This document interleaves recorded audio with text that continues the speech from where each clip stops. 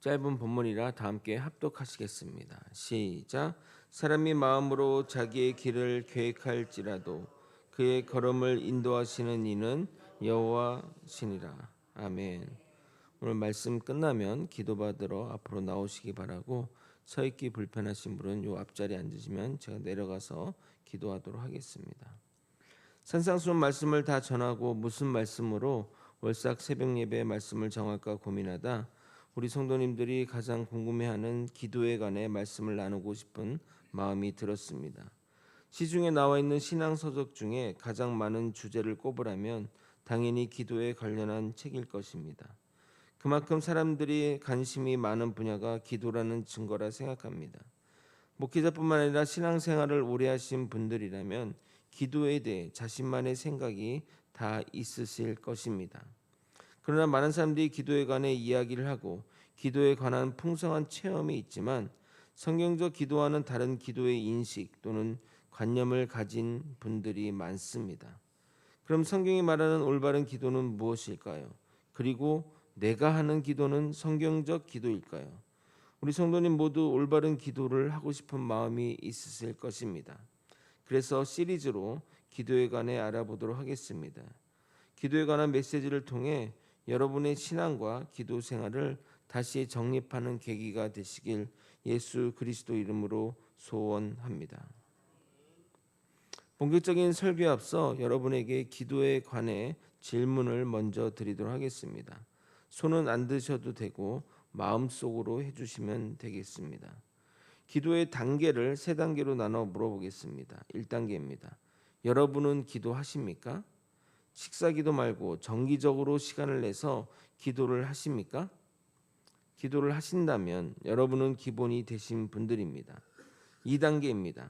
기도를 하면 하나님이 들으신다고 확신하십니까? 기도의 목적은 하나님과의 대화입니다. 만약 상대방이 내 말을 듣지 않는다면 대화는 성립되지 않는데, 하나님이 들으신다고 확신한 분이시라면 정말 다행입니다. 그러나 많은 이들이 하나님이 내 기도를 들으시는지 확신이 없거나 또는 혼자 떠드는 것 같다고 말합니다. 소망교회 성도 여러분, 여러분은 기도가 무엇이라 생각하십니까? 국어 사전적 정의에 따르면 절대적 존재나 자신보다 더 힘이 좋은 대상에게 바라는 것이 이루어지도록 비는 것이 기도라고 정의합니다. 그래서 사람들은 절대자에게 지성이면 감천이라는 생각으로 간절하게 정성을 다해 기도하는 것입니다. 그런데 많은 기독교인들도 기도를 그렇게 생각합니다. 그렇기 때문에 계속 기도하면 맨날 달라 해주세요 등등 같은 기도를 하는데, 그것은 비인격적인 대상에게나 하는 기도입니다. 그러나 성경이 말하는 기도는 무엇을 얻는 수단으로 주신 것이 아니라 하나님과 소통하는 수단으로, 하나님과 대화하는 수단으로 우리에게 주신 것입니다. 예배를 형성하는 기본 요소는 크게 찬양, 말씀, 기도로 나눌 수 있습니다. 그런데 이 모든 것은 기도로 통일됩니다. 무슨 말이냐? 말씀은 듣는 기도이고 찬양은 노래하는 기도이며 기도는 말하는 기도이기 때문입니다. 물론 우리는 기도를 통해 하나님께 우리의 애로사항이나 또 고민, 문제점을 토로할 수 있습니다. 그리고 기도를 통해 기쁨과 감사와 즐거움도 함께 나눌 수 있습니다. 그런 것이 나와 하나님 사이에서 가능해질 때 우리는 하나님과 인격적인 관계를 이뤘다고 말할 수 있는 것입니다. 근데 만약 누군가 여러분에게 만나면 맨날 달라 이것을 해결해 주세요, 저것을 해결해 주세요 한다면 그 관계는 정상적인 관계라 할 수 없을 것입니다. 우리 하나님은 우리와 교제하기를 원하셔서 그 도구로 기도를 주신 겁니다. 그래서 기도를 means of grace, 은혜의 도구라고 하는 것입니다. 그리고 하나님을 믿는 자를 정의한다면 기도하는 사람이라 할 수 있습니다. 만약 여러분이 기도하지 않는다면 여러분을 믿는 자라 말할 수 없을 것입니다. 더 나아가 여러분이 교회에 나오지만 기도하지 않는다면 그것 또한 신앙인이라 할 수 없습니다. 여러분이 하나님에 대해 의심이 많은 이유가 무엇인 줄 아십니까? 기도하지 않기 때문입니다. 기도를 통해 하나님과 대화하지 않게 믿음이 추상적으로 변하는 것입니다. 믿음은 인격적인 하나님을 만나는 것에서 시작되는데 그것을 가능케 하는 것이 바로 기도인 것입니다.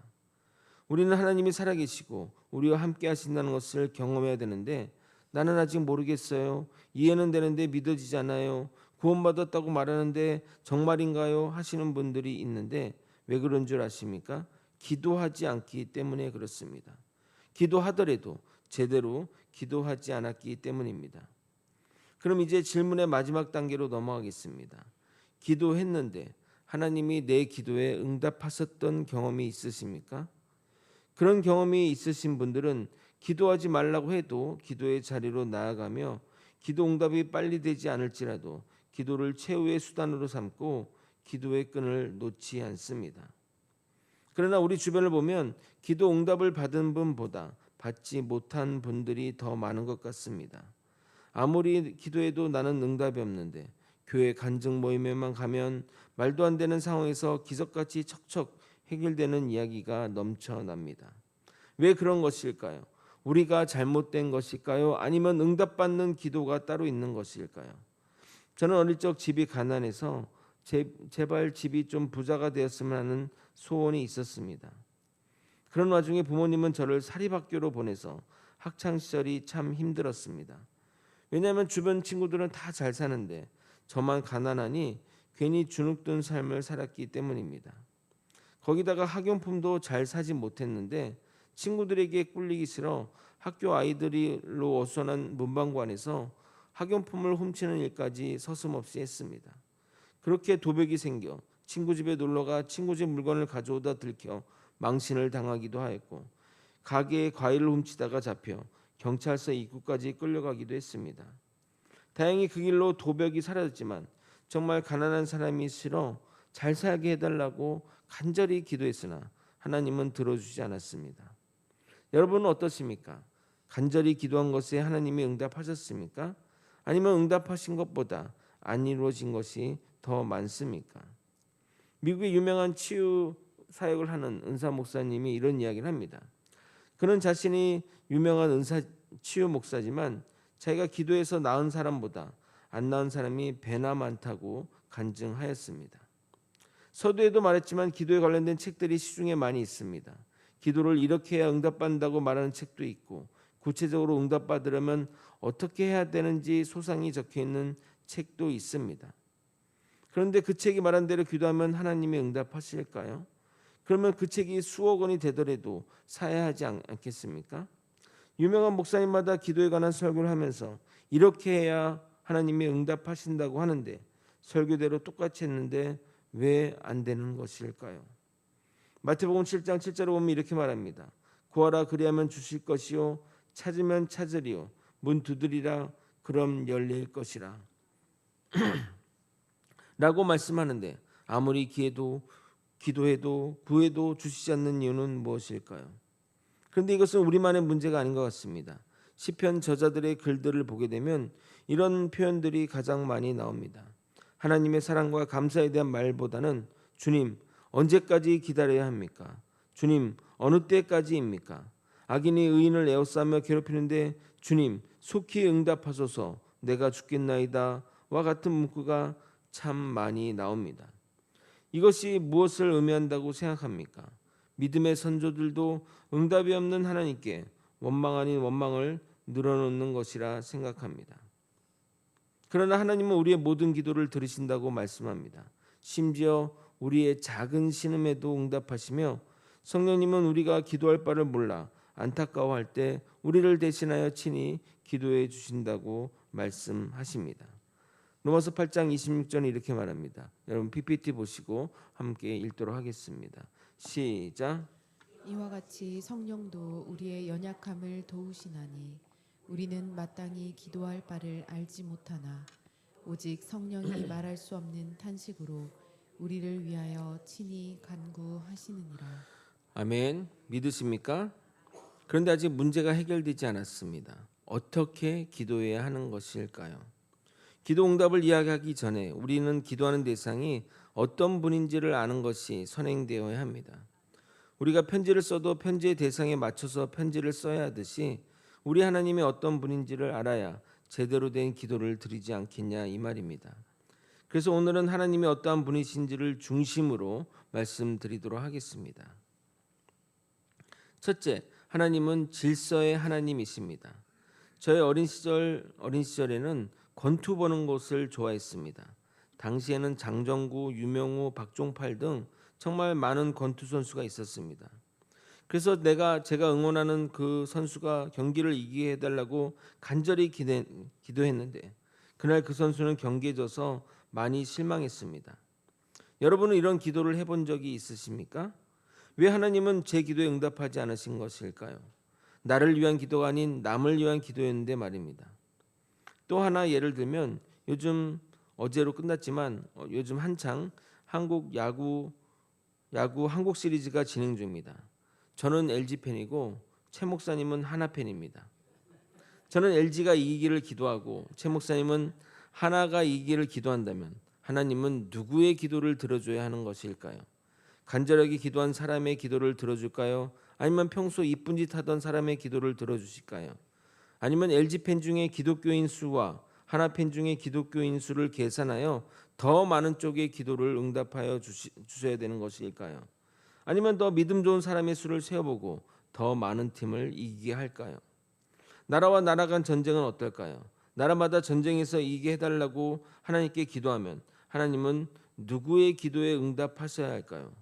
전쟁이니 누구보다 간절히 기도하지 않겠습니까? 제가 하나님이라면 참 난감하다는 생각이 들 것 같습니다.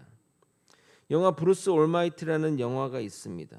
영화의 주 내용은 주인공이 일주인간 하나님이 되는 겁니다. 하나님이 된 브루스는 처음에는 자기가 하고 싶은 대로 마음대로 할 수 있어서 신이 났습니다. 그런데 문제가 생겼습니다. 끊임없이 올라오는 기도에 숨이 막혀버릴 것 같았습니다. 그래서 그는 모든 기도에 예스라고 처리했는데 다음날 세상이 어떻게 된 줄 아십니까? 쑥대밭이 되었습니다. 로또가 당첨되어도 산 금액보다 작았으며 모든 사람들이 욕망대로 한 기도가 응답이 되니 세상이 난리가 난 것입니다. 영화는 재미있게 만들어 웃으면서 영화를 보았지만 참 깨달음을 주는 영화였습니다. 만약 우리가 기도한 모든 것이 응답이 된다면 정말 세상은 지옥이 되겠다는 생각이 들었습니다. 하나님은 우리와 개별적으로 관계를 하시지만 세상을 운영하시는 규칙을 만드셨고 그 규칙에 따라 세상을 움직이십니다. 그 규칙에는 하나님조차 순종하십니다. 그래서 죄인인 우리 죄를 감당하시기 위해 독생자 예수를 보내셔서 피 흘려 우리를 구속하신 것입니다. 피 흘림이 없으면 죄사함이 없기 때문입니다.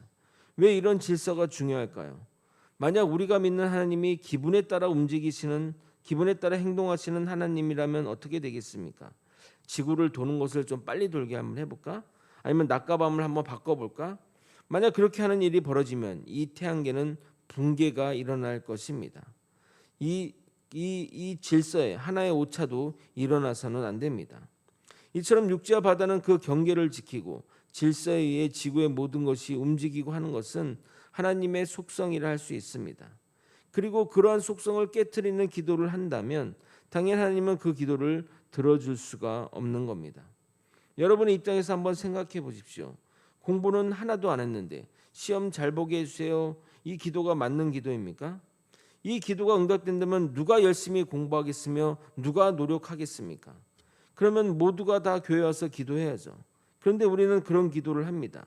램프의 요정에게 빌듯이 말입니다. 이것은 정말 도둑놈 기도입니다. 도둑이 어떤 존재입니까? 남이 벌어놓은 것 그냥 먹으려는 사람 아닙니까? 우리는 질서 가운데 일하시며 질서를 지키시는 하나님을 깨달아야 합니다. 하나님의 두 번째 특성을 살펴보겠습니다. 하나님은 우리의 삶을 주관하시는 분이십니다. 그런데 이 말에 시험 드실 분들이 있습니다. 아니 하나님이 우리 삶을 주관하신다고 하는데 왜 내 삶에 고난이 닥칩니까? 이해되지 않는 일이 여러분 삶에서 허락되었을 때 여러분은 하나님이 여러분의 삶을 주관한다고 고백하실 수 있으십니까? 예를 들어 믿음 좋은 여러분의 부모님이 갑자기 돌아가시거나 믿음이 좋으신 분이신데 교회 새벽 예배를 가다 강도를 만나 죽으셨다고 한다면 어떤 생각이 드실 것 같습니까? 참 그런 일들이 우리 믿는 사람들에게 안 일어났으면 좋겠는데 그러한 일들이 믿는 자들에게도 일어난다는 것입니다. 만약 그런 일이 믿는 자에게 일어나지 않는다면 교회는 정말 저절로 부흥될 것입니다. 그러나 세상 사람들과 똑같이 우리에게도 불행한 일이 닥칩니다. 저번 설교에서도 말씀드렸듯이 죄가 많은 세상에 사는 어쩔 수 없는 결과인 것입니다. 죄가 세상에 만연하니 우리 또한 그 죄의 영향을 받는 겁니다. 하지만 하나님은 우리의 한 명 한 명 모두의 계획을 가지고 계신 분이십니다. 마태복음 10장 30절은 이렇게 말씀합니다. 하나님은 우리의 머리털까지 다 세신다고 말입니다. 그뿐 아닙니다. 하나님은 우리를 이렇게 생각하십니다. 제가 좋아하는 성경 구절이기도 합니다. 이사야서 49장 15절 PPT를 보시고 같이 한번 읽어보도록 하겠습니다. 시작. 여인이 어찌 그 젖먹는 자식을 잊겠으며 자기 태에서 난 아들을 긍휼히 여기지 않겠느냐. 그들은 혹시 잊을지라도 나는 너를 잊지 아니할 것이라. 아이를 낳은 엄마가 자식을 잊을지라도 하나님은 우리를 절대 잊지 않겠다고 말씀하십니다. 더 나아가 하나님은 우리에게 최선의 길을 알려주십니다. 우리는 우리 앞에 어떤 일이 벌어질지 전혀 볼 수 없습니다. 우리는 솔직히 10분 후의 일도 모릅니다. 우리는 전적으로 우리 운명에 대해 무능한 존재입니다. 더 나아가 우리에게 주어지는 이 일이 좋은 일인지 나쁜 일인지 구분도 하지 못합니다. 하나님은 그런 우리에게 이렇게 말씀합니다. 이사야서 55장 8절 9절 이는 내 생각이 너희의 생각과 다르며 내 길은 너희의 길과 다름이니라. 여호와의 말씀이니라. 이는 하늘이 땅보다 높음 같이 내 길은 너희의 길보다 높으며 내 생각은 너희의 생각보다 높음이니라. 하나님은 우리의 기도를 들으시지만 기도의 응답은 하나님의 주권 안에 있습니다. 그럼에도 분명한 것은 우리를 향한 하나님의 계획이 있다는 것입니다. 그것을 믿는 것이 믿음인 것입니다. 다른 것이 믿음이 아니라 그것을 믿는 것이 바로 믿음인 것입니다. 오늘 본문을 다시 한번 읽어보겠습니다. 잠언 16장 9절 한 번 더 같이 한번 읽도록 하겠습니다. 시작. 사람이 마음으로 자기의 길을 계획할지라도 그의 걸음을 인도하시는 이는 여호와시니라. 이러한 고백을 믿음으로 고백할 수 있을 때 우리의 믿음은 굳건해지는 것입니다. 말씀을 정리하겠습니다. 우리가 사는 세상은 복잡 다단한 여러 가지가 겹쳐 단순하게 사건의 원인과 결과를 판단하기 어렵습니다. 하나님의 주권이 여전한 가운데 공중권세 잡은 자가 지배하는 세상이라 하나님의 통치가 완벽하게 이루어지지 않기 때문입니다. 그래서 지금은 우리가 희미한 거울을 보는 것 같이 보지만 언젠가는 얼굴과 얼굴을 맞대며 확연하게 볼 때가 올 것입니다. 그때가 오면 하나님이 우리를 향한 계획을 선명하게 볼 수 있을 것입니다. 그때까지 희망과 현실의 간극을 우리의 믿음으로 채워야 하는 것입니다. 사랑하는 거제 소망교회 성도 여러분, 하나님이 우리의 기도를 들으심을 믿으시기 바랍니다. 내 생각과 세상의 소리에 집중하지 않고 나에게 말씀하시는 하나님의 음성에 귀 기울여 그 말씀에 순종하여 나아간다면 하나님이 우리의 기도를 들으신다는 것을 확신하실 수 있으실 것입니다. 그러나 그 기도의 응답의 주권은 우리에게 있는 것이 아니라 하나님의 권한에 있습니다. 나에게 가장 좋은 시기에 가장 유익한 때에 행하여 주실 것을 믿는 것이 믿음입니다. 그래서 삶에서 나아지는 것이 없을지라도 계속 상황이 힘들어진다 할지라도 하나님을 신뢰하며 믿고 나아가는 저와 여러분이 되시길 예수 그리스도 이름으로 축원드립니다. 함께 찬양하며 기도의 자리에 나가도록 하겠습니다.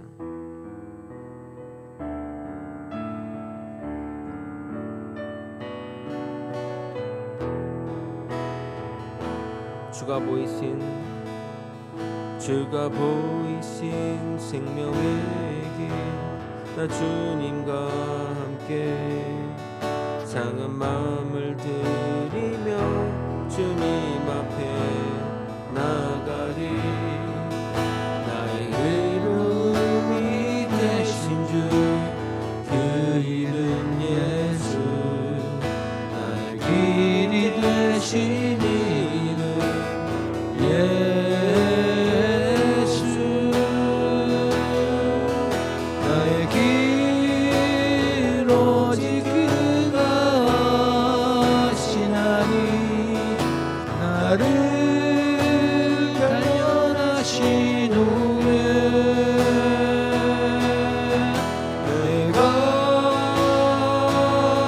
정금같이 나오리라. 나의 길 오직 그가 하시나니 나의 길 오직 그가 하시나니 나를 단련하신 후에 내가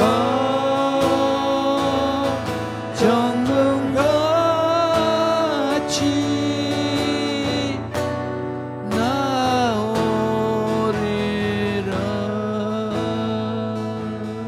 과거 어머님이 스스로 깨어나지 못하고 병상에 누워 계실 때 하늘이 무너질 것 같은 절망이 찾아왔습니다. 그 엄혹한 현실 가운데 기도마저 없었다면 저는 숨을 쉴 수 없었을 것입니다. 병원 내 교회, 어두운 예배당, 이곳저곳에서 흐느끼는 기도 소리를 들으며 주님께 기도했고 저의 기도에 함께 울어주시는 하나님을 느꼈습니다. 물론 우리 어머님은 깨어나지 못하고 소천하셨지만 분명 주님 품에 안겼음을 깨닫게 해주셨습니다. 내가 바란 기도 응답은 아니었지만 가장 좋은 길로 우리 가족을 이끄셨습니다. 우리 주님은 선하시고 신실하십니다. 당 같은 기도 제목으로 기도하시겠습니다. 주님이 우리에게 가장 좋은 길을 인도하신다는 것을 믿고 따라가는 주의 백성 되게 하여 주시옵소서. 보이는 현실에 좌절하지 말고 말씀과 하나님의 신실하심을 믿고 흔들리지 않고 살아가는 주의 백성 되게 하여 주시옵소서. 세 번째, 우리 주님은 살아계십니다. 이 믿음 주님 만나는 그날까지 변치 않게 하여 주시옵소서. 이러한 기도 제목으로 주님 이름 부르짖고 통성으로 기도하시겠습니다. 주여. 하나님 아버지, 어려운 상황과 환경 속에서도 아버지 정말 주님의 신실하심을 믿고 살아가는 아버지 우리가 될 수 있도록 이끌어 주시고 인도하여 주옵소서. 하나님이 나에게 가장 좋은 길을 인도하신다는 그 믿음을 따라가며 살아가는 주의 백성 되게 하여 주옵시고 아버지 보이는 상황과 현실에 미혹되지 않게 도와주옵시고 근데 선하게 인도하시는 하나님의 인도하심과 하나님의 말씀에 근거하여 그 믿음 붙잡고 살아가는 우리 주의 백성들이 될 수 있도록 이끌어 주시고 인도하여 주옵소서. 아버지여, 우리 주님은 살아계십니다. 아버지, 이 믿음 주님 만나는 그날까지 지키게 하여 주옵시고 하나님 끝까지 믿음으로 신뢰하며 살아가는 아버지 우리가 되게 도와주옵소서. 아버지여, 하나님이 어떤 분인지 우리가 명확히 깨닫고 하나님의 그 속성에 따라 우리의 기도가 응답되지 않더라도 하나님을 더욱더 신뢰하며 나아갈 수 있도록 도와주옵소서. 아버지여, 붙들어 주옵소서. 하나님 역사하여 주옵소서. 하나님의 은혜 가운데 살아가는 아버지 우리가 되게 도와주시고 하나님을 더욱더 신뢰하는 우리의 삶이 될 수 있도록 이끌어 주옵소서. 붙들어 주옵소서. 인도하여 주옵소서. 오직 주님만 믿고 따라가는 아버지 주의 백성들이 되게 도와주옵소서. 아버지 이 새벽 아버지 더욱더 기도에 나아가며 다니엘 기도를 통해서 더욱더 우리의 기도가 기뻐지는 우리가 될 수 있도록 이끌어 주시고 인도하여 주시옵소서. 주님 붙들어 주시옵소서. 사랑이 많으신 하나님 아버지, 삶의 어떤 순간에도 현실을 바라보지 않고 언제나 우리를 인도하시는 하나님을 바라보며 그리고 말씀을 의지하며 살아가는 주의 백성 되게 하여 주시옵소서. 주님은 우리에게 가장 좋은 길을 인도하신다는 것을 믿고 따라가며 살아가는 주의 백성 되게 하여 주시옵소서. 주님은 살아계십니다. 이 믿음 주님 만나는 그날까지 변치 않게 이끌어 주시옵소서. 이 모든 것 우리 주 대신 예수 그리스도 이름으로 기도드리옵나이다. 아멘. 주기도문으로 예배를 마치겠습니다. 하늘에 계신 우리 아버지여, 이름이 거룩히 여김을 받으시오며 나라에 임하옵시며 뜻이 하늘에서 이루어진 것 같이 땅에서도 이루어지이다. 오늘날 우리에게 일용할 양식을 주옵시고 우리가 우리에게 죄 지은 자를 사하여 준 것 같이 우리의 죄를 사하여 주옵시고 우리를 시험에 들게 하지 마옵시고 다만 악에서 구하옵소서. 대개 나라와 권세와 영광이 아버지께 영원히 있사옵나이다. 아멘. 오늘 들을 말씀 기도하시고 또 요일별 기도 제목인 우리 해외 선교 또 선교사님들 위해 기도해 주시고 각 개인의 기도 제목 가지고 기도하시다가 자유롭게 돌아가도록 하겠습니다. 주님의 이름 부르짖고 통성으로 기도하시겠습니다. 주의